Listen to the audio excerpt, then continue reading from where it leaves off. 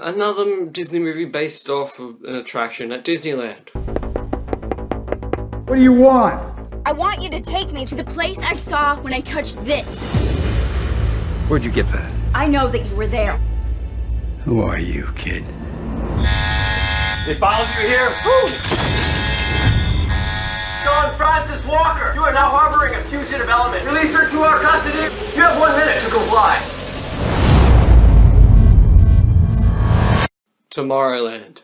Tomorrowland is directed by Brad Bird, who also directed movies that you might recognize, such as The Incredibles, Ratatouille, and Mission Impossible Ghost Protocol, and it stars Britt Robertson and George Clooney.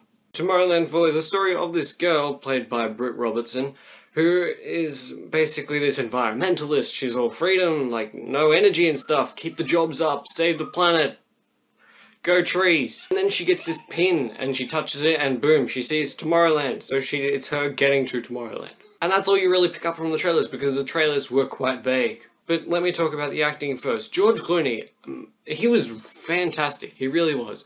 He lost all these George Clooneyisms that you might see in other movies where he's like charming and suave and he gets the ladies. No, in this movie he seems grumpy, he seems grizzled, he's an old man that just wants to be left alone. Britt Robertson was basically the second best performance out of the whole movie, aside George Clooney. She was good, she played this leading character, she was the character that you're meant to follow, but you understand her character motivations and all this other stuff, but in the end, she's just a slightly boring character because she's all about go trees. There's this little girl in a movie called Raffi Cassidy. Amazing. She really is. For a child actor, bloody amazing. She gives a fantastic performance. She plays this... I'm not going to spoil the character, so yeah, she's just this little girl who helps them get to Tomorrowland. Brad Bird's fingerprints are also all over this movie. There's just this awe and wonder about the visual effects, the action sequences.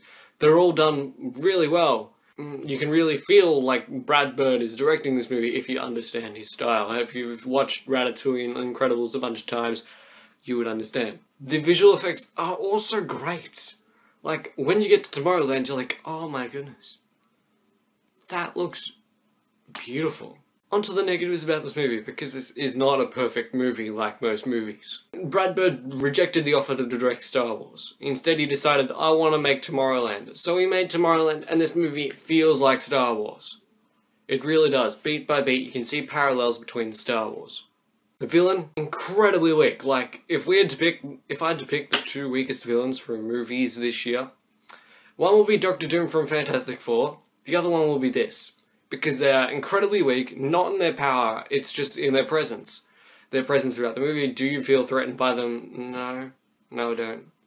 Because I've told people that, I'm like, ha! Weak villain? What? Can they, like, only throw a weak punch or something? The script and the story as well. They're not strong whatsoever. There are plot holes riddled in this movie. It's like Scarface. It's just like, oh, why didn't you do that? Oh, why didn't you do that? Why didn't you do that? And that character is cliched. It's like, take a cookie-cutter cliche movie and shoot bullets at it. Some scenes also go on for way too long, like way longer than they actually should. Like, they should have been a 1-2 minute scene. This has been going on for 10 minutes. Cut it down. The opening scene I found so incredibly boring, I was wondering, why am I watching this? You know how I said the trailers were vague? This movie is just a little bit less vague. It really is. It's vague, it's boring, you don't really know what's going on for like the first 2 acts.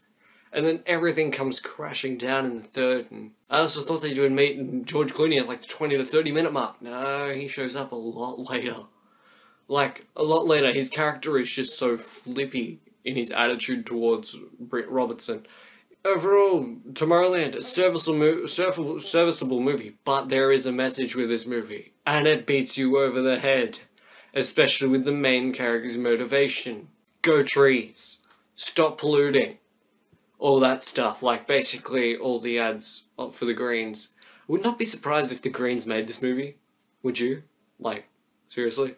I'm gonna give Tomorrowland a 6.5 out of 10. Have you seen Tomorrowland? Let me know in the comments down below. Don't forget to leave this video a like. And subscribe to become one of the Platypus. I will see you guys next time. Bye.